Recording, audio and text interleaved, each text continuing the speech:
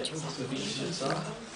Alors, s'il y a des choses qu'on n'avait pas compris, regardez bien sur ce film, on fait des arrêts et on revoit tout en détail. Hein. Bon, première chose, les bourrelets de cire arrivent en clinique, on essaye le bourrelet supérieur.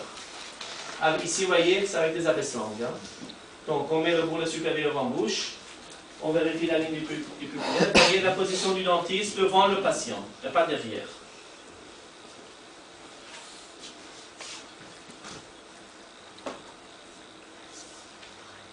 Est-ce que cette position vous semble correcte? Ouais. Bon, ici, pour aller plus vite, évidemment, on a déjà modifié avant de commencer à filmer. Hein. Donc, il ne faut pas rêver non plus. Hein. C'est les bourrelets, en général, il retouche avant que ce soit correct. Hein. Ici, c'est pour aller plus vite. La même chose ici. Dans ce plan, ça vous semble correct ou pas? Oui.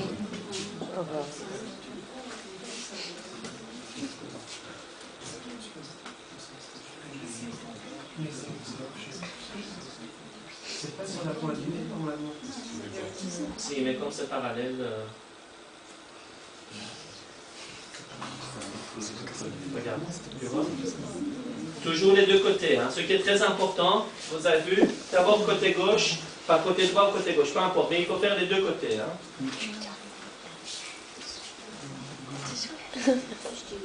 Voilà, regardez, ici c'est ce que je vous disais, quand les bourrelets sont arrivés au cabinet, donc on a dû rajouter de la cire. Donc il faut, vous avez vu, les bourrelets sont parallèles, on a essayé parce qu'on a dû rajouter de la cire. Donc il ne faut pas forcément, les bourrelets ne sont pas trop hautes. Hein. Souvent aussi, enfin pas souvent, mais il arrive aussi de rajouter de la cire. Ici on a dû par exemple rajouter de la cire au niveau du bourrelet supérieur. Rajouter de la cire rose? Oui, de toute façon c'est de la cire rose. Hein. En blanc, la couleur, mais c'est la même. Ici, c'est une cire qui est un peu plus molle en bas, mais on ajoute de la cire rose. On colle vraiment les deux cires ensemble, on chauffe bien les deux parties, et ensuite on vérifie le parallaxe. Si ces deux parties ne tiennent pas ensemble, une fois que vous allez faire vos mouvements, ça va se décoller. Hein.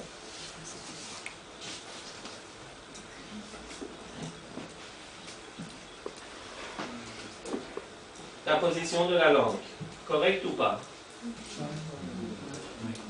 Oui, regardez bien. Hein. Regardez bien, ça c'est très important. Est-ce que cette position en hauteur est correcte ou pas? C'est trop. C'est trop bas. Qu'est-ce que vous faites dire que c'est trop haut?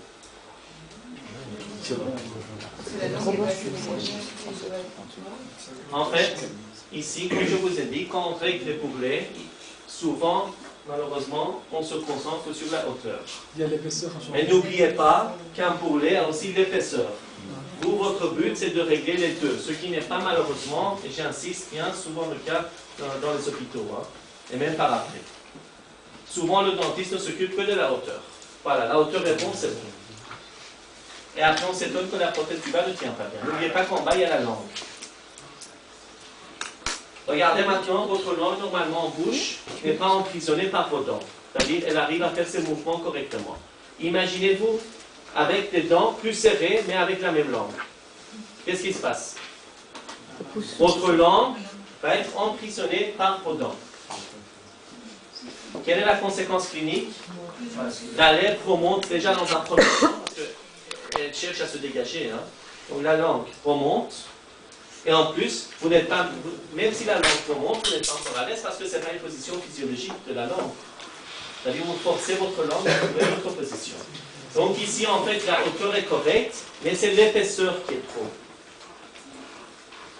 Regardez, la langue ici, le bourrelet est en dessous de la convexité, mais on a l'impression que la langue est emprisonnée. Donc qu'est-ce qu'il faut faire? Diminuer l'épaisseur. On diminue en vestibulaire ou en lingual?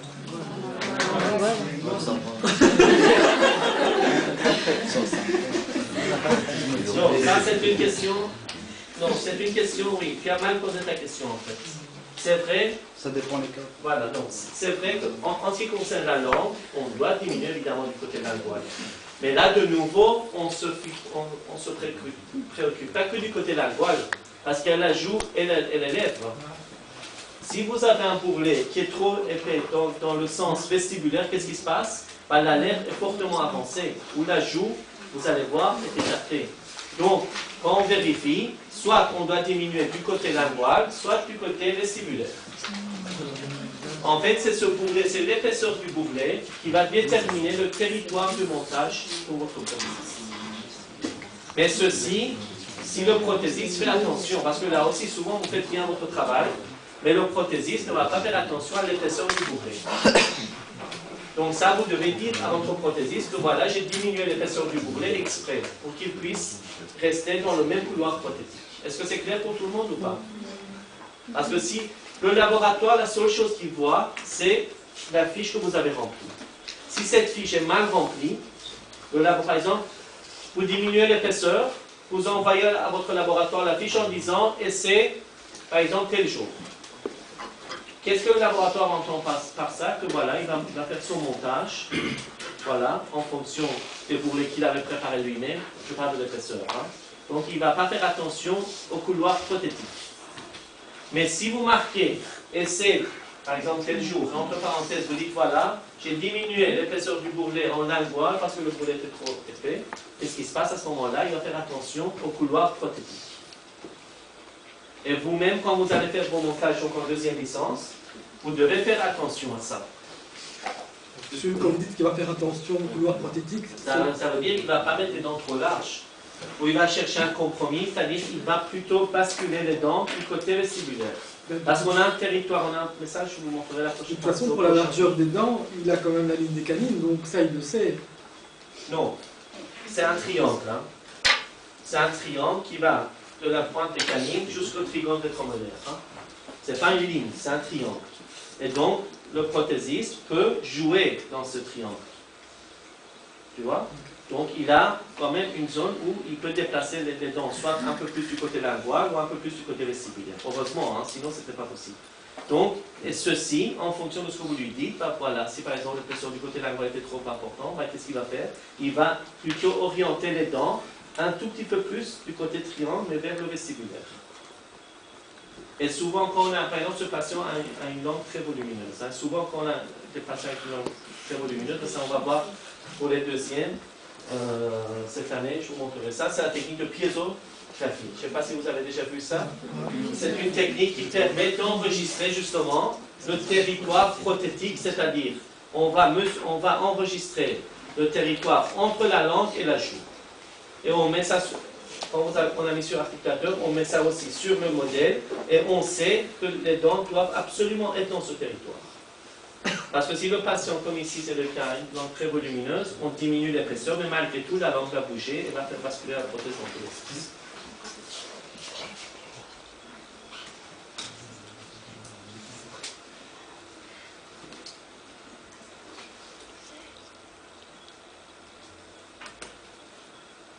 Donc ici, on commence à diminuer l'épaisseur.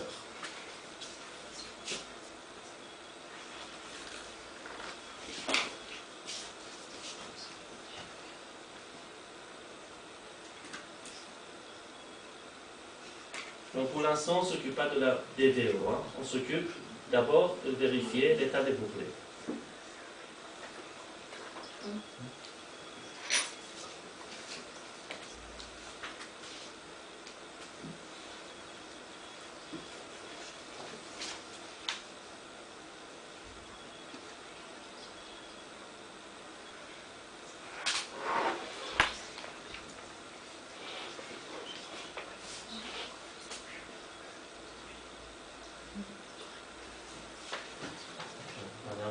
Donc, vous voyez comment on diminue la hauteur.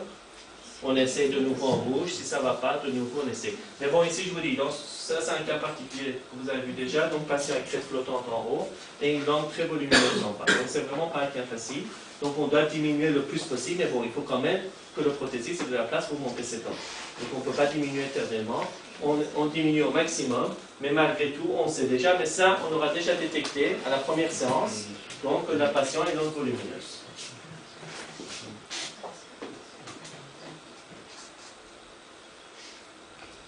Vous voyez, ici on n'a pas de compatibilis avec un abaisse-langue. Alors, un détail technique, quand vous achetez des abaisse-langues dans la boîte, vérifiez que les abaisse-langues ne soient pas déformés, parce que souvent les abaisse-langues sont déformés, ils ne sont pas vraiment droits. Donc jetez tout ce qui n'est pas droit et gardez vraiment l'abaisse-langue qui ne sont pas déformées. Si vous ne faites pas attention que l'abaisse-langue est déformée, vous ne pourrez pas bien vérifier les lignes de parallélisme.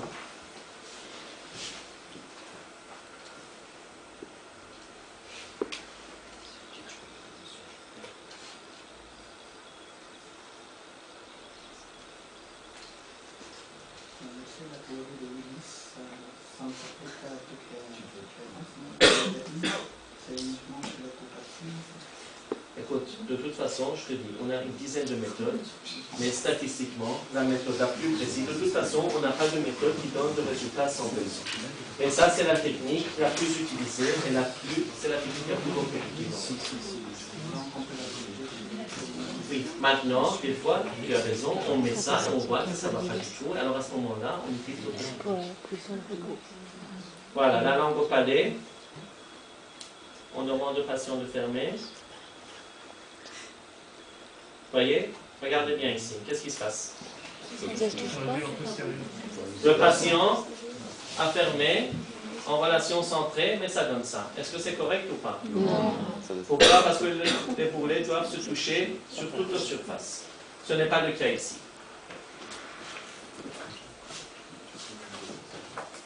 Donc ici, vous dites qu'il faut enlever dans la région postérieure.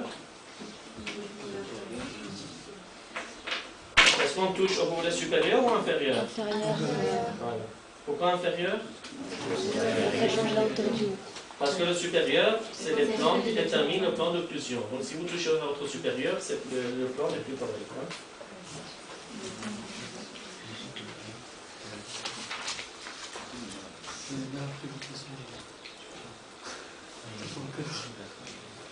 Donc on fait ça plusieurs fois. Donc là on saute les étapes.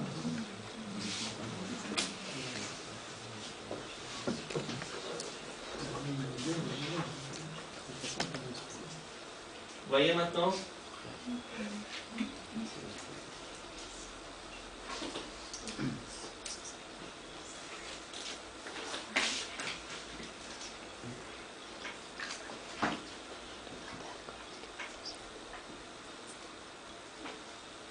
Toujours la langue au palais. Et vous demandez de mordre sur vos doigts. Et dès que vous sentez le contact des deux boulets, vous tirez vos doigts et le patient est en relation centrale.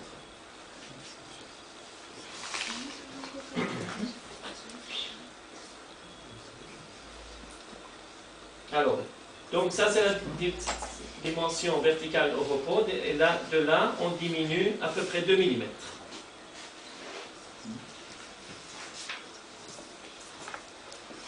Alors ceci, c'est aussi important, ça doit être au contact osseux. Donc quand vous mettez en dessous du menton, il faut vraiment appliquer pour que ça arrive au niveau de l'os. Hein. Parce que le repère qu'on a, c'est un plan osseux. Vous voyez, on applique vraiment bien pour qu'on touche l'os.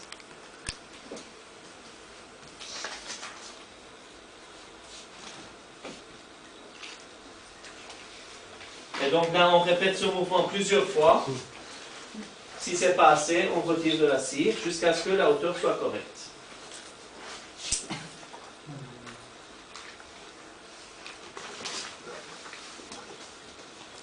Une fois que la hauteur est correcte, on marque les repères pour le prothésiste. Alors, ici, je vous ai dit le philtrum. Il y a des fois où le dentiste met ce repère en fonction du frein. Ne faites jamais cette erreur, parce que le frein labial n'est pas toujours symétrique. Le seul repère, c'est le philtrum. Donc vous vous basez uniquement sur le philtrum.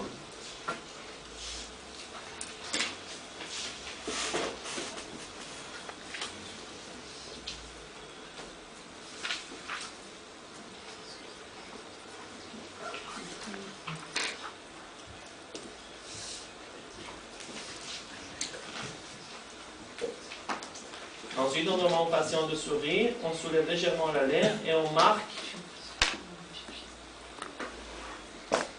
On doit faire un sourire forcé, monsieur? Un sourire, oui. Pourquoi forcer? On voit la hauteur des dents. Voilà, pour avoir vraiment la hauteur maximale que le prothésiste peut monter. On peut descendre plutôt, hein, ça va? Il vaut mieux avoir. Parce que le sourire gingival, bon, il y a des gens qui ont un sourire gingival de façon physiologique et anatomique. Bon, ceci, même quand on fait attention, quand le laboratoire envoie les maquettes, quand le patient sourit, on voit qu'on voit quand même sa gencive. Alors, la première chose à faire, c'est de montrer ça au patient. S'il vous plaît, vous écoutez? Vous montrez ça au patient et vous lui demandez si le patient se reconnaît. Parce que quelqu'un qui a un sourire gingival, qui a toujours eu un sourire gingival, ça ne va pas le choquer. Quelqu'un qui ne connaît pas, quand cette personne sourit, ça peut le choquer, mais lui-même, il est habitué. Alors ensuite, vous lui demandez, est-ce que quand vous aviez vos dents avant, quand on voyait vos gencives ou pas?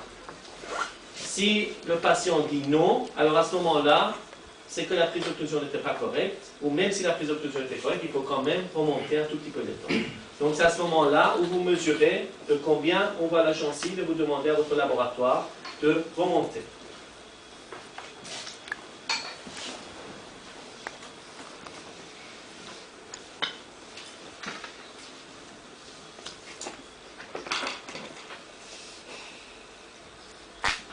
Donc ici on marque. Et ensuite, il faudra aussi marquer pour le prothésiste les commissures pour voir quelle largeur de dents il va choisir. Alors là aussi, on a deux techniques. Soit on envoie au laboratoire le patient pour choisir la largeur des dents, soit on n'envoie pas le patient et alors le prothésiste, là, il est condamné à se baser uniquement sur les modèles et le boulet de cire qu'on lui avait fait.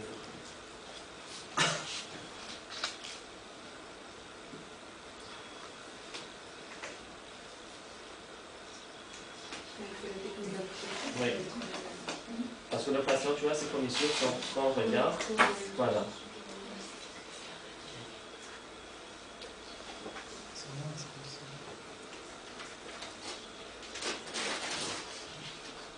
On va aller un peu vite.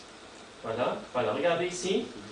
Une fois qu'on a fait ça, on sort les deux bourrelets et on crée une petite rétention au niveau du bourrelet inférieur, par exemple, ou supérieur, peu importe. Une toute petite rétention, donc vous voyez, on enlève un peu de cire, vous voyez, juste sur une petite partie.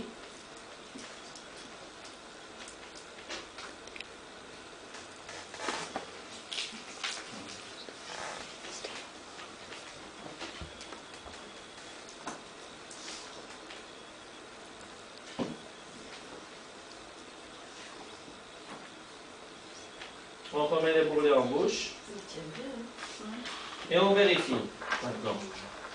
La langue au palais. On redemande au patient. Et là, on va voir si les lignes, surtout la ligne de symétrie, va se joindre ou pas.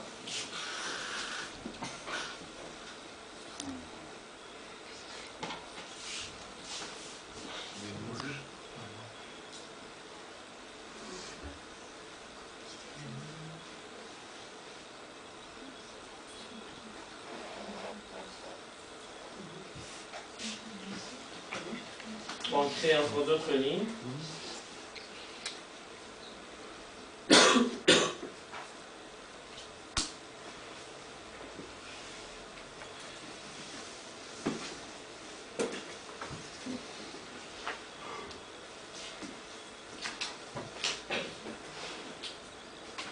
Voilà, regardez, on enlève un tout petit peu de cire.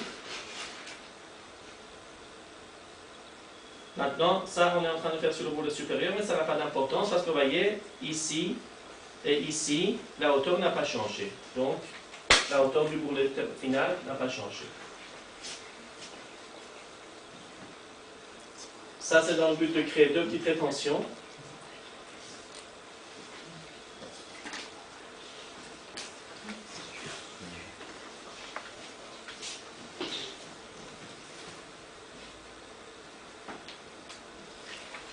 Ça, c'est une colle provisoire qu'on utilise en prothèse fixe. On va appliquer ça sur le bourrelet inférieur.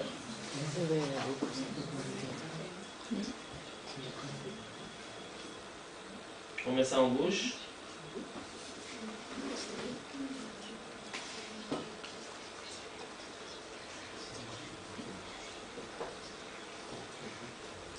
Voilà, on demande au patient de faire le même mouvement. Voyez? On attend un tout petit peu.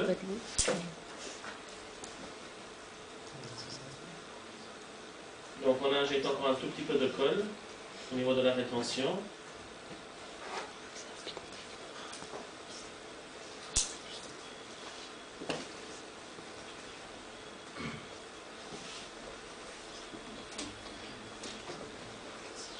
On retire les deux bourrelets. Et regardez ici. Donc quand on demande au patient de l'ouvrir, bien sûr les deux bourrelets ne sont pas collés. Hein. Cette colle provisoire ne sert pas à coller. Hein. Cette colle provisoire sert à faire une clé de positionnement. On retire ça. Voyez? Ça c'est une clé de positionnement. Et quand vous allez mettre les deux bourrelets ensemble, vous ne pouvez pas tromper de position. Maintenant, vous pouvez faire ça soit avec une colle provisoire, soit avec une pierre, peu importe le matériau. Du moment que le matériau durcit, que c'est au début liquide et après ça durcit. Donc c'est une clé de positionnement. En mettant dessus des billes légèrement obliques, ça suffit pas? Ça suffit, mais ici c'est une... Moi je trouve que cette technique est suivante, ça permet quand on va mettre... Regardez, on met en place. Vous voyez, on ne peut pas se tromper. Vous voyez, ça se met automatiquement en place. Si on veut mettre dans une autre position, ce n'est pas possible.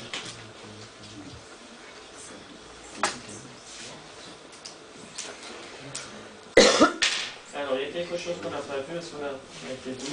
Voilà, c'est des tests phonétiques. Est-ce qu'il y a des questions ou pas? On fait les tests phonétiques. À la fin de la prise d'occlusion, on fait le choix de la tête des dents aussi. Oui, mais ici, pour des raisons didactiques, on envoie le patient, mais ça vous verrez la prochaine fois, on a envoyé le patient au laboratoire. On a demandé au laboratoire de choisir la teinte et la largeur. Et ça, vous allez voir la prochaine fois comment le labo va faire ça. Alors voilà, ça on n'a pas vu, regardez. S'il vous plaît, regardez ça. Donc, on vérifie la position de la langue. Et je vous ai dit que dans la partie postérieure, la hauteur du bourrelet doit être à quel niveau? Regardez, ça c'est le trigone rétromolaire. Regardez. La hauteur du bourrelet doit être à la moitié ou au tiers. Pas en dessous ni au-dessus. Hein.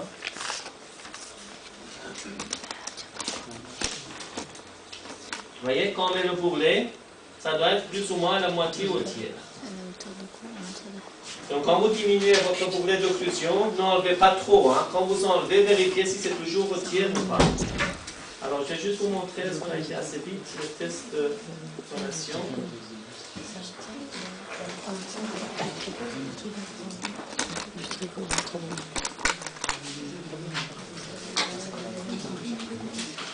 Voilà, ici regardez s'il vous plaît.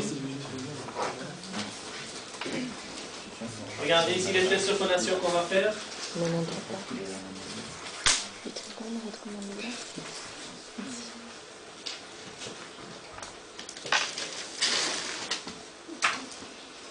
Regardez ici. Qu'est-ce qu'on fait prononcer au patient? Je vous ai dit ça au dernier cours. Avant le S. V, V. Prononcez tous V et V. Qu'est-ce qui se passe?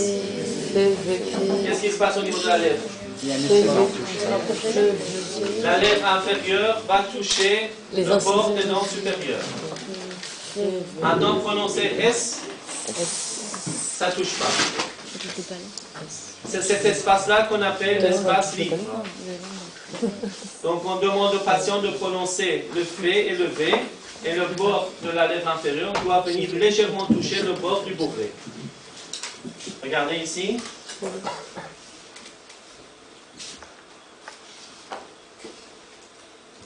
Tout le monde a vu ou pas? Oui.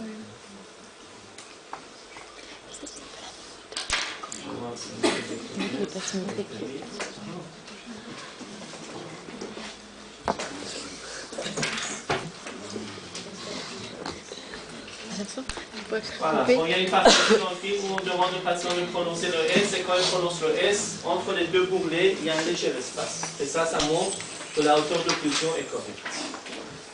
Et pour terminer tout à la fin, pour voir si la hauteur est vraiment correcte, qu'est-ce qu'on fait? Une fois qu'on a fait tous ces tests, Et refais à la hauteur. Le test Tirer la d'équilibre. langue. Ça, c'est vraiment le test qui, s'il est effectué tout à la fin, confirme la bonne hauteur de l'eau. Voilà pour aujourd'hui. Oui.